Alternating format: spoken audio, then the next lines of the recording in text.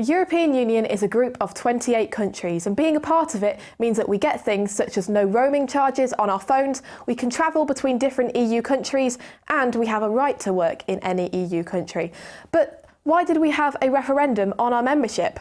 Well, it's all down to a relationship between UKIP and the Conservatives ahead of the 2015 general election. David Cameron, because he was worried about losing the 2015 election because UKIP taking up some of his votes, felt the need to promise a referendum. Obviously, he didn't expect for the consequences of that to happen.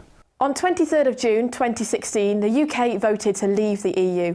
David Cameron then resigned as Prime Minister and we got Theresa May. Mrs May went to Brussels to trigger Article 50. This is the law needed to start the 2-year Brexit countdown clock to sort out a deal and get the hell out of there.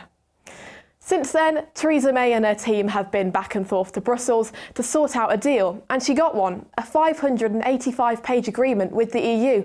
But when she put it to her fellow MPs, it was voted down twice.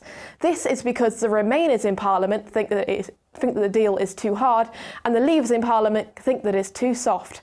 So what is actually in this deal? Well, we would leave the single market, the thing that allows free movement of labour, goods and services and capital between EU countries. We'd also leave the customs union, which means that the companies from different EU countries might not be able to do business with each other. Some companies, including Dyson, Barclays and Sony, have already revealed that they plan to move out of the UK before the Brexit wave hits. Also, whilst the UK is in the EU, Northern Ireland and the Republic of Ireland have the perk of being able to trade freely as there is no border. But what will Brexit mean for this? The alternative is having the hard border between Northern Ireland and the UK. That is politically unacceptable to large numbers within the Conservative Party and the DUP. And it's really one of those problems that there's no obvious solvable solution. So where are we at now? The EU has given Theresa May an extension to the 12th of April, but Mrs May has been struggling to gain support for her deal, and there's even been calls for her to resign. While this is all going on, the government has also been under pressure to simply get a move on with things.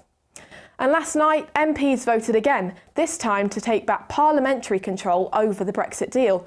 And Article 50 could still be revoked too. Still confused? Don't worry, everyone is. Lydia Greatrix for the Buzzcast.